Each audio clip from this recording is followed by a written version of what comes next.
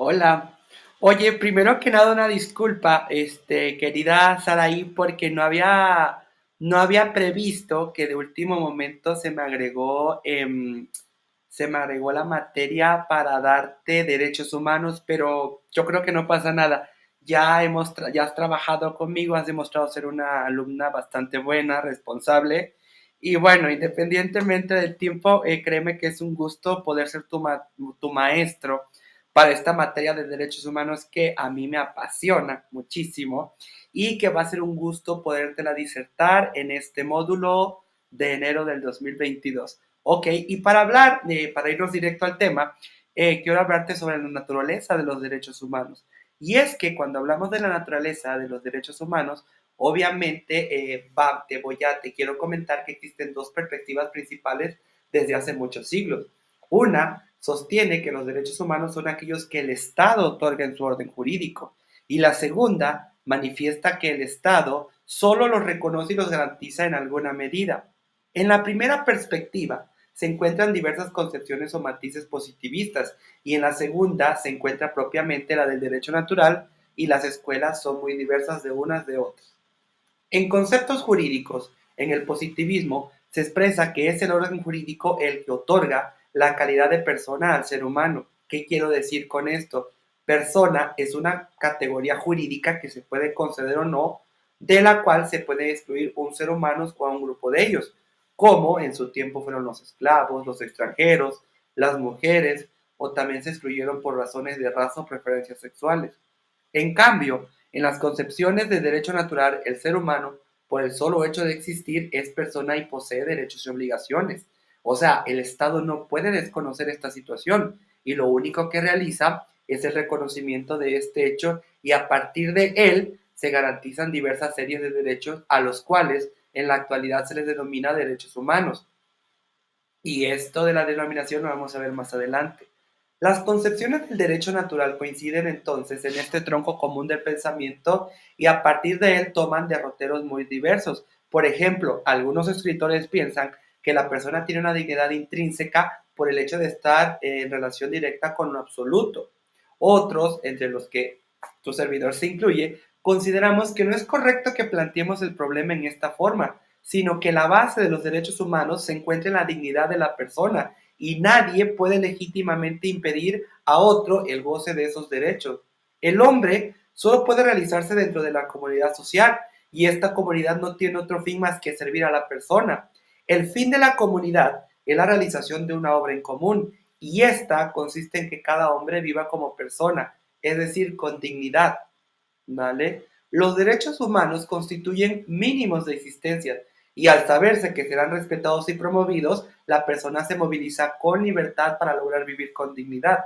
La concepción del derecho natural está íntimamente ligada a la de los derechos humanos, la cual en su evolución ha recorrido los más diversos matices. Considero que encima del derecho positivo sí existe una serie de principios cuyo fundamento es la noción de dignidad humana, principio que se ha reconocido internacionalmente y que es parte esencial de nuestro acervo cultural. Principio universal porque la historia de los pueblos coincide en su lucha por hacerlo objetivo. La dignidad de la persona como principio superior que ningún ordenamiento puede desconocer. Entonces, quiero reiterarte para esta materia que el fundamento de los derechos humanos se encuentra en la noción de la dignidad humana, motivo por el cual me voy a proponer a darte esta materia, y sobre todo ver cuál es la dignidad humana y los alcances conceptuales, ¿ok? Bueno, ya entonces entramos con el tema de dignidad humana. Este humanismo clásico tuvo un nuevo amanecer en el humanismo renacentista, y por ahí, para que anotes, viene el jurista Giovanni Pico de la Mirandola, y él tenía un discurso sobre la dignidad del hombre, pero el único problema es que su pensamiento se encontraba encuadrado en una concepción religiosa. Para Pico de la Mirandola, Dios concedió al hombre la facultad de constituir su destino mediante su libertad. El hombre decide si parecerse o no a una planta o a una bestia, o si por el contrario, por medio de su raciocinio, va a convertirse en un ángel o en un hijo de Dios. El hombre debe de cuidar este don con responsabilidad. Así, en ejercicio de su libertad, dispone, pero al hacerlo corre riesgos. Su dignidad es en esencia la libertad para decidir. Con esto se insiste una y otra vez que la dignidad humana se caracteriza por la razón y la libertad de la persona que lo posee, porque la racionalidad humana le permite tomar decisiones deliberadas, por la superioridad de las personas sobre todos los demás seres y por la pura intelectualidad. De la dignidad de la persona humana irradia la libertad y la igualdad como principios básicos que se van a concretar en los derechos humanos. Germán Vidal Campos señala que asimismo del concepto de dignidad derivan los derechos personalísimos como son los derechos a la vida, a la integridad física y psíquica, al honor, la privacidad, al nombre, a la propia imagen, al estadio civil y el propio derecho a la dignidad personal. La concepción de la dignidad humana no conduce a un individualismo, al contrario, reconoce el valor de la comunidad. Yo exijo respeto a mi dignidad frente al Estado, grupos y otras personas que poseen igual dignidad. Soy consciente de todo lo que debo a los otros y cuánto los necesito. Me comunico mediante un idioma que aprendí de mis semejantes, así como mil otros aspectos y pensamientos que configuran toda mi personalidad. Cada persona es un universo que convive con terceros universos, cuya esencia es la misma que la mía, la dignidad humana. En el seno de la comunidad debo de entender que tengo el derecho a ser yo mismo, a mi independencia y a mi individualidad. La base y esencia de los derechos humanos se encuentra en la dignidad humana y ésta carecería de sentido sin la existencia de aquellos. En realidad forman una unidad indestructible. Entonces nos podemos preguntar, ¿qué es realmente la dignidad humana? La dignidad humana es el reconocimiento del especial valor que tiene el individuo en el universo. ¿Y en qué consiste este especial valor? Consiste en que la vida es valiosa, porque sin vida nada existe, pero vida también poseen los animales y las plantas. Lo que diferencia al hombre de estos es la razón, es la facultad de razonar. De la razón se deriva la capacidad de decisión, lo que necesariamente implica un margen de libertad y que frente a él se encuentran muchos hombres y mujeres que poseen la misma característica, la razón, por la cual todos y todas somos iguales, merecemos el mismo respeto y los mismos derechos.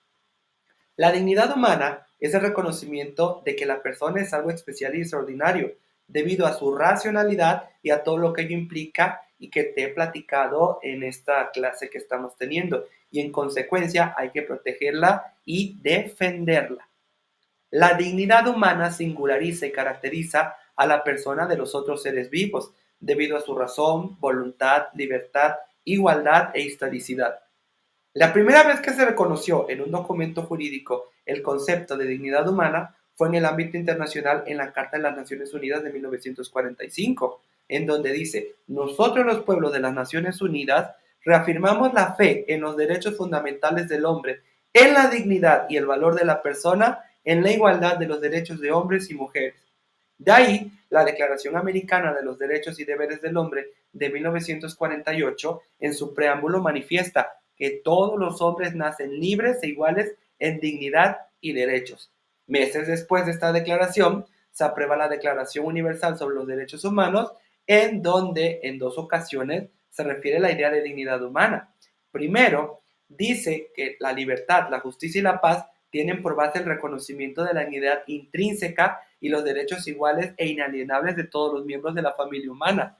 Y segunda, dice que los pueblos de las Naciones Unidas han reafirmado en la Carta su fe en los derechos fundamentales del hombre, en la dignidad y el valor de la persona. Los artículos 1, 22 y 23 de dicha declaración refieren también expresamente a la dignidad humana. El Pacto Internacional de Derechos Civiles y Políticos de Naciones Unidas reitera la misma idea. En el ámbito, la primera constitución que incorporó el concepto de dignidad humana fue la Ley Fundamental de Bonn de 1949 en Alemania, en su artículo primero que establece la dignidad del hombre es intangible. Los poderes públicos están obligados a respetarla y protegerla. Y de acuerdo también con su artículo 79.1, el mencionado artículo primero no es susceptible de reforma constitucional. La Constitución mexicana no contiene una declaración clara y rotunda sobre la dignidad humana como las contenidas en otras constituciones. No obstante, en varios artículos se refiere a ella y en otros a conceptos muy cercanos. Por ejemplo, El artículo tercero, en su fracción segunda, indica los criterios que orientan a la educación. Y aquí dice que debe de haber un aprecio de la dignidad de la persona y la integridad de la familia. El artículo 25, párrafo primero, dice que corresponde al Estado la Rectoría del Desarrollo Nacional para permitir el pleno ejercicio de la libertad y la dignidad de los individuos. El artículo primero, en su párrafo tercero, indica que queda prohibida toda discriminación motivada o cualquier otra que atente contra la dignidad humana. Muy relacionado con la idea de dignidad humana, también lo encontramos en la Constitución, por ejemplo, la dignidad e integridad de las mujeres indígenas en el artículo segundo, el respeto a la dignidad de la niñez y el ejercicio pleno de sus derechos en el artículo cuarto. Sobre la cuestión jurisprudencial o la labor de los tribunales constitucionales, en México, la jurisprudencia de la Suprema Corte no contiene una alusión directa al concepto de dignidad humana, aunque se le puede percibir en algunas tesis. El concepto de dignidad humana ha adquirido carácter jurídico al ser incorporado como el fundamento de diversos instrumentos internacionales, al hacer los suyos múltiples constituciones como la base y el fundamento de todo orden jurídico, político y social, y al ser un elemento esencial y orientador de las interpretaciones de sentencias constitucionales. No obstante, la doctrina se preocupa por formular una definición de aristas del 100% jurídicas. Y aquí te quiero compartir el concepto del jurista Diego Valadez, que lo define a la dignidad humana como la suma de las potestades reconocidas a la persona que le dan el carácter de integrante de la voluntad general y por ende autor último de las decisiones del Estado. Nos estamos viendo.